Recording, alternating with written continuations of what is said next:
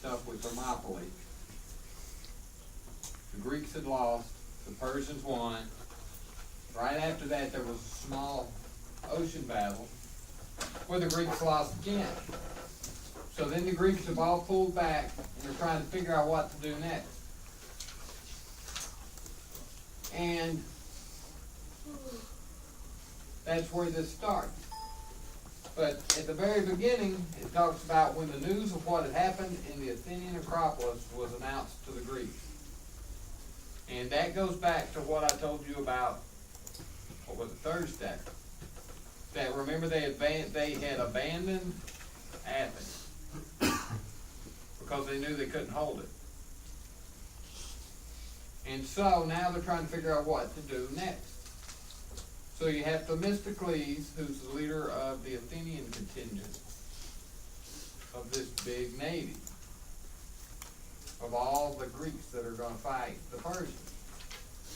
So they've decided that they're going to move to the Isthmus of Corinth and fight in that little narrow strip and try to keep the Persians out of the Peloponnese where Sparta is. Everybody straight with me, right?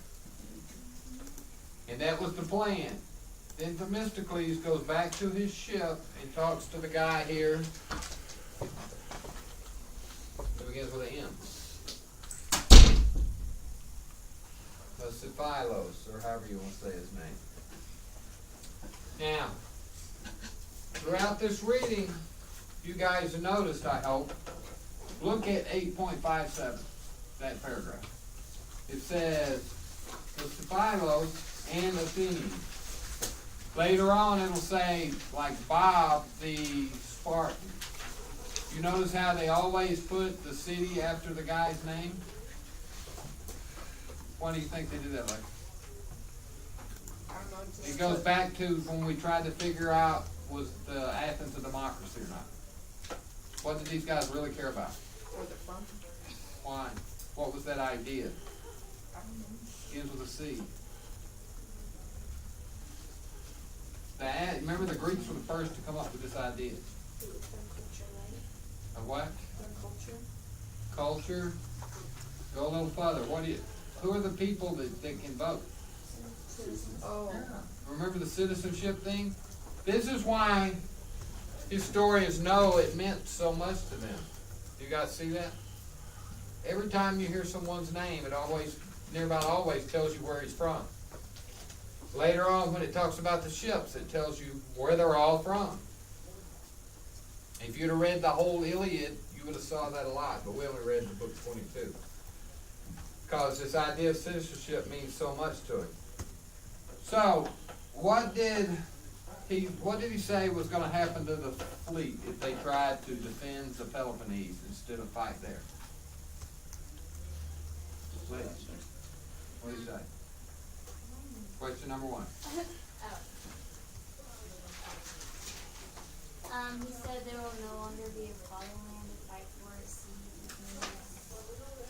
each man will turn to his own city. Did everybody get that?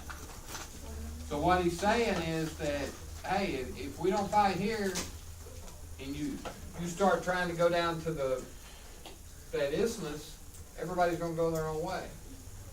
And so what would that cause? What would happen to all of Greece if the fleet broke up and everybody went their own way? Say it again? They'd get destroyed. And there would be no fleet. Because the only hope they got is to stay together and fight as one. Because they're much, much, much smaller. Was Themistocles happy to hear this? Why? How do you know that? Because he said he was delighted with his reply. Perfect. So now, I want everybody to look in that paragraph 8.58. I thought this was kind of strange how they word this, and I want you to see what you think. Right by that number 2 that's in brackets, it says, so Themistocles came and sat beside him, and recited every word he had heard from Cephilos, as though it were his own speech, and added much to it as well. He's talking to Euripides, who's in charge of the fleet. why do you think Herodotus makes a point to tell you that Themistocles made it sound like it was his idea? Let's start here. Does it make Themistocles sound good or bad in your eyes? Probably good. Why? Well, I mean, if he can back it up. Okay, if you have a job and you do something really good, but the guy in the cubicle next to you goes and gets all the credit for it by saying it was his idea, how does it make you, is that good? No. Isn't that what Herodotus is trying to insinuate? Yeah. Do you guys see that? Why do you think he would do that? Because he's got more of a power figure than.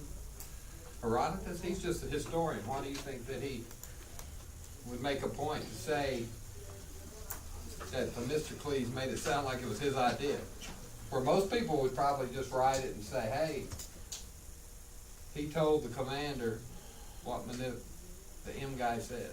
To show that not everyone's a good guy. Do you think maybe he didn't like Themistocles? Maybe. Makes you wonder, doesn't it? Because Herodotus lived during when Themistocles lived. Remember back when we did the Athenian Constitution reading and it was talking about ostracism? Themistocles was the guy they were talking about got ostracized. And here he is, the hero of all this stuff. He's also the one that talked him into using that silver money to build the ships that they're talking about. So you gotta wonder. Then you get down towards the end, Eurybiades gets all these commanders together, and they're gonna have their meeting. And Themistocles just started speaking before the commander had time to talk or anything. Just starts telling all these people what they're gonna do. So the Corinthian commander obviously didn't like it. Says, Themistocles, in the games, those who start off before the signal are beaten with a stick. What do you think that means? That part of that sentence. Martha, what do you think that means? Why would he be saying that to him?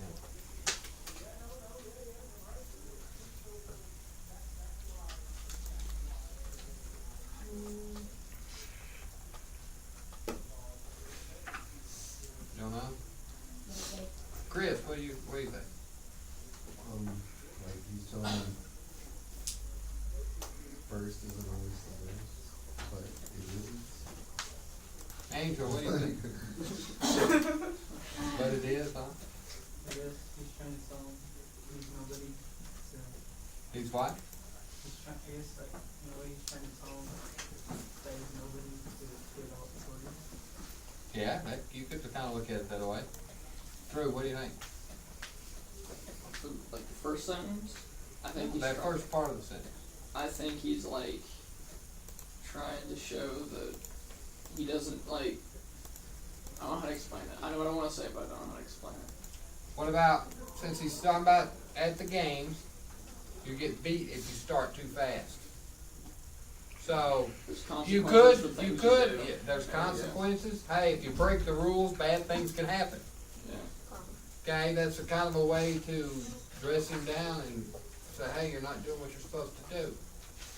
So then Themistocles replies, yes, but those left behind are never crowned with the victor's wreath.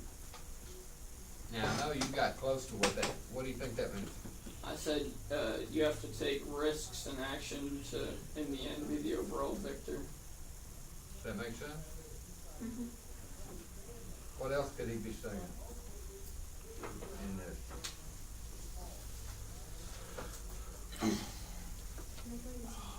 Sure.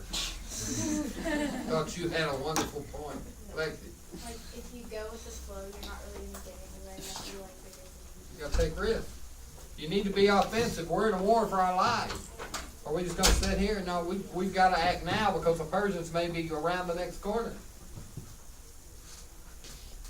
So after they have that little scuffle of words there, Themistocles decides to change his tactic because it says he replies gently instead of getting angry. So then he decides to do the nice Greek, we're gonna argue about this and I'm gonna tell you what I think. And if you notice, if you look at 8.60A, the last sentence, just listen and compare the two sides of the argument.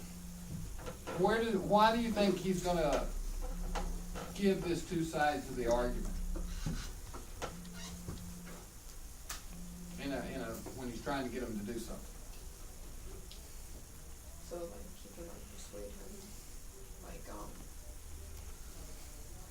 don't know, just like give like the two options that they have, and So would that make what he's saying more believable since he knows both options? yeah, That goes back to the way the Greeks want to do arguing. And if you start studying the sophists, and what they did was go teach people how to win arguments. You can, and to truly win an argument, you need to know what the other side is, so you can poke holes in it.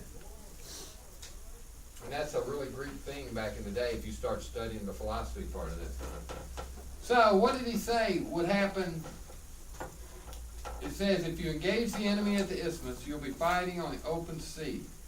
Whose advantage is it to fight in the open sea? The Persians. The Persians. Why? Because they had smaller ships, more maneuverable. Okay.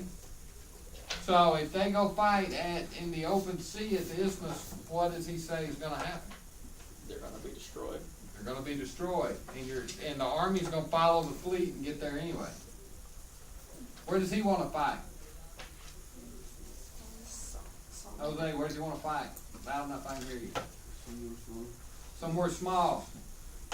Now, where have we seen this happen two other times, where the Greeks won one of them and would have won the other, fighting in a small place? Battles. Thermopylae, and what was the other one? Marathon. Marathon. Remember, they took their small force, tied it in the mountains, and they didn't care they had a big force because they couldn't deploy it. So now, this is going to be the third time that the Greeks are going to do this, and the Persians are going to let them do it. So what does that tell you about the Persian commanders? They're not the most intelligent people on earth. Is it that, or is it more of an emotional thing? They've got this giant army, and the Greeks is this little Oh, they small have big group of egos. people. There you go. Did anybody else see that?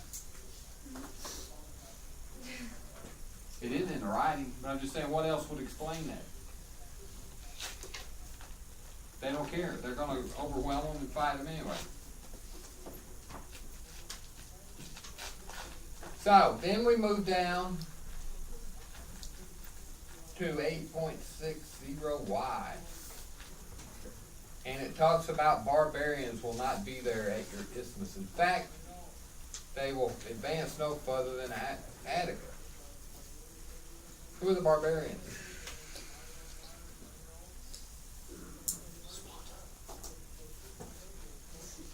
Alexander, who are the barbarians that you're talking about? I don't know.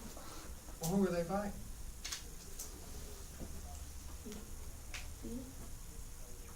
The Athenians are fighting who?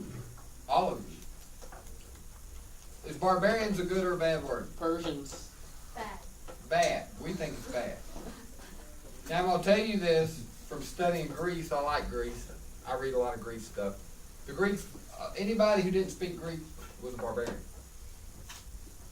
Okay, so you'll see Herodotus write about it a lot. But in our world, barbarian makes someone sound bad. And then if you look at the bottom of 860, there's a wonderful quote. And Themistocles says, when men plan according to what is probable, events usually turn out according to their wishes. What does that mean? Chris, what does that mean? That part of that sentence. That like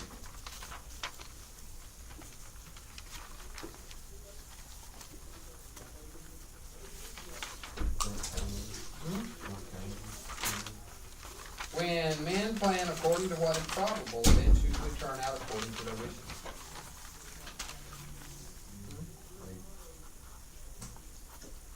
When you make a sensible plan and have a sensible objective, the chances of it coming true are good.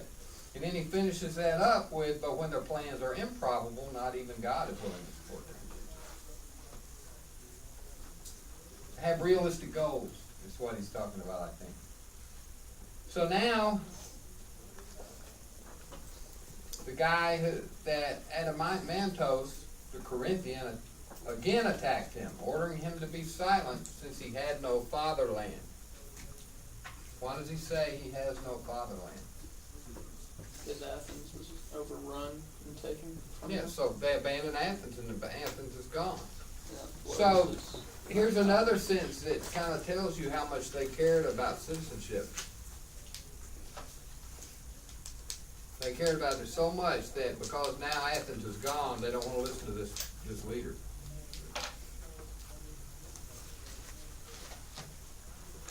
And what was Themistocles' reply? What did he have to say about this? Aunt Lisa, what do you have to say about this?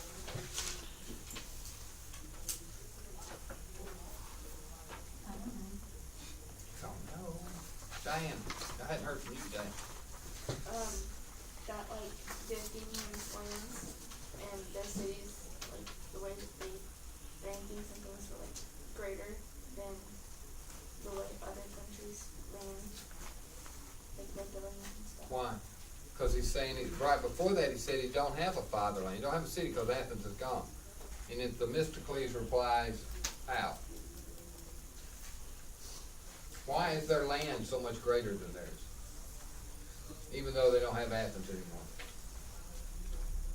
Read that sentence a little further.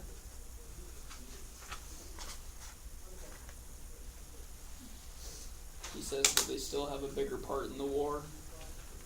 There's Yeah, I not think more there's people 280 ships at the time, and now, and 200 of them is under Themistocles, and Athens is on them.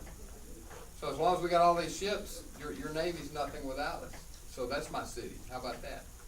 It's kind of what he's telling him. Yeah. Themistocles knows he's got the power, so he's gonna make sure everybody else does.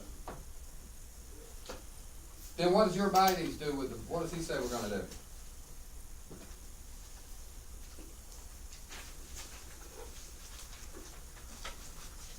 It's right there in 8.62. After Themistocles says that, what does Eurybiades say? After you of your name here, you will be a good, normal man, something by the name. So what's that? That to be a good man at the state. Yeah, but what does Eurybiades want everybody to do? Is he agreeing with Themistocles or? No. It's best. He wants everyone to sit back. He agrees with Themistocles, we need to do something here. We need to do something here now. And Themistocles at this point is like, either we fight here, or we're gonna take our toys and leave. Because he talks about, we'll go off to Italy, which is still ours from ancient times, and colonize. Then you will find yourself alone without your allies. And after he said that, Eurybiades was converted to what Themistocles was saying, and agreed, we must fight now.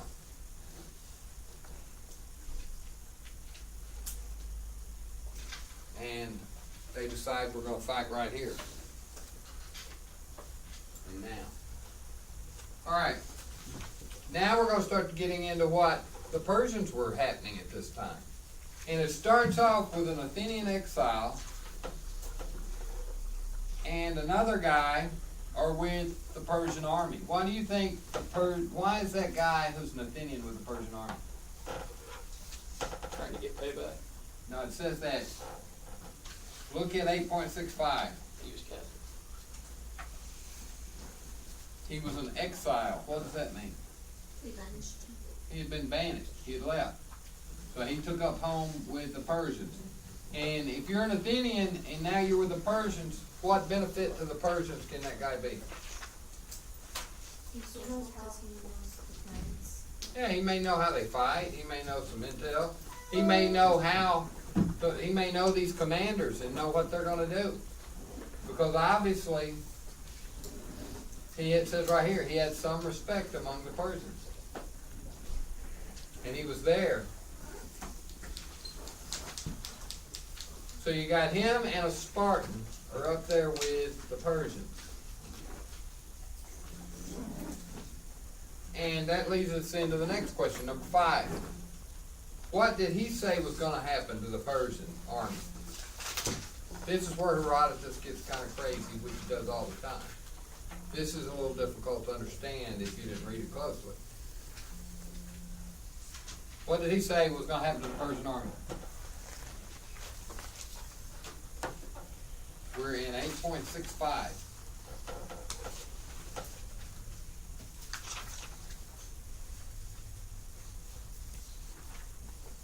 Brooklyn, what do you think? I put that there's no way the great disaster will not befall the army of the king. So what does that mean? What's going to happen to the Persian army?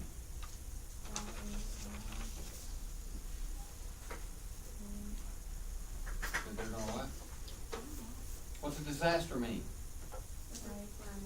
Something bad? So he's telling the king, he's telling these guys, hey, y'all are going to lose. But why does he say you're going to lose?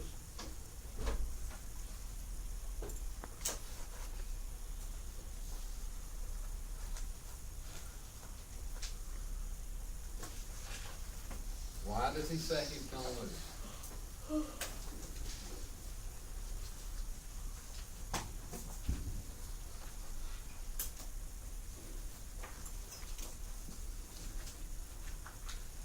Right after he says that, who are all these people he's talking about?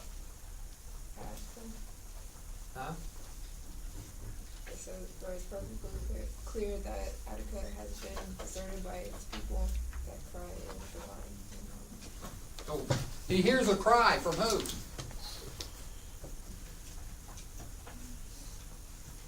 Can you read the part about the dust? There's this big dust storm and the giant army's marching. The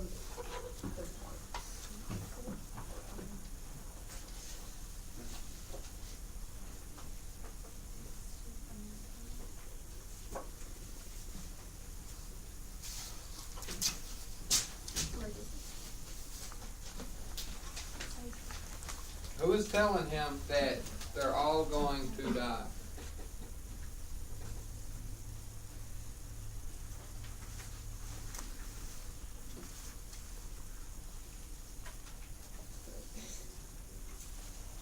Drew, who's gonna, how does he know that the army's going? Because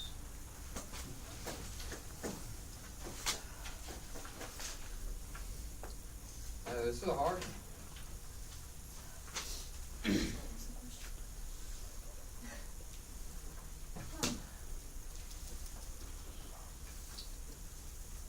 Okay, look back on page 625, and we'll help you out a little. At the bottom, you see where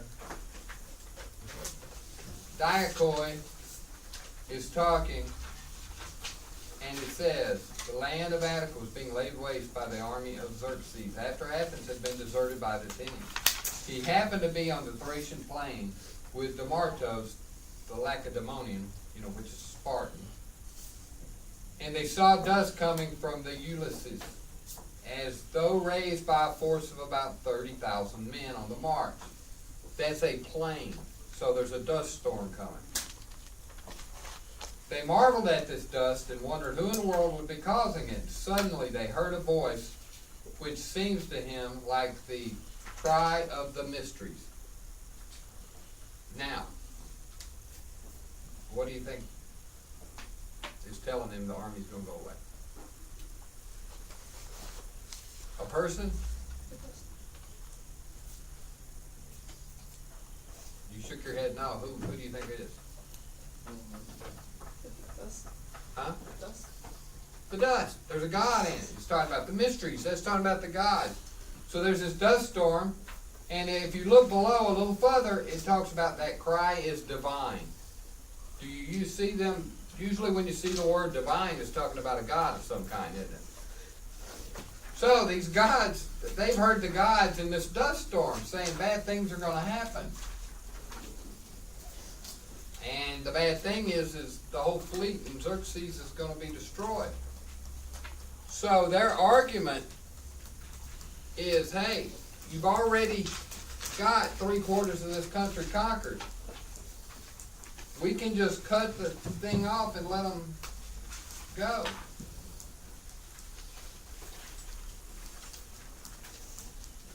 Everybody see that now? You just gotta pick them words out. What was so confusing about that? What confused you, Alexis? I wasn't confused. Or you didn't have the answer? Was it all those names of people? Yeah. I mean, there's just a bunch of words that you can't pronounce. Yeah. I told you it'd be some hard, that's why we talked about those words. So the next thing that happens is we're gonna go from that over to Artemisia talking to Maridonis. And we talked about him during Marathon. He was the leader again of the Persian army. And in number 8.68, Artemisia gets involved. Who is that? All right, let's back up and start. Oh, darn, class, we ain't got much more. Throughout Greece and all this stuff you've read, when you read your textbook, we're not done yet. What was the role of women in this society? Tending to the kids. Yeah, not a lot. House. And now Herodotus, did you notice his writing about a woman commander on the ship? It said his men Well, we hadn't got to that yet. But Artemisia now is a commander on one of these ships, and it's a woman. So that makes you wonder where that comes from. Obviously, someone have power in this society. Not that.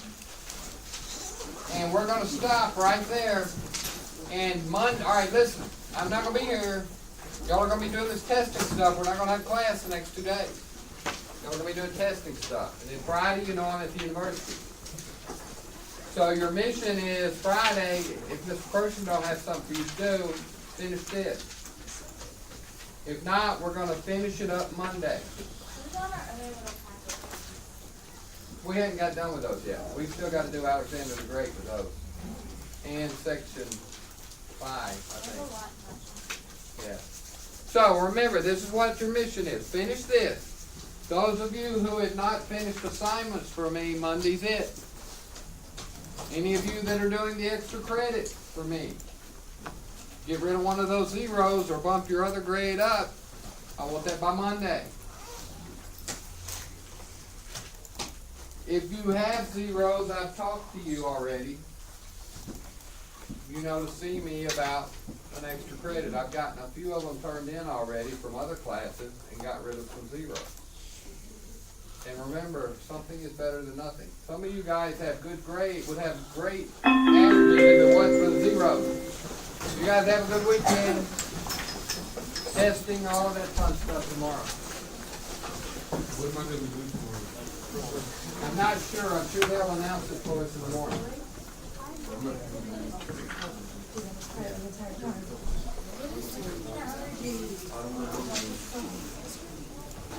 I'm not 100% sure. It's good to see you back being perky and happy. Now we can just get Martha smiling again.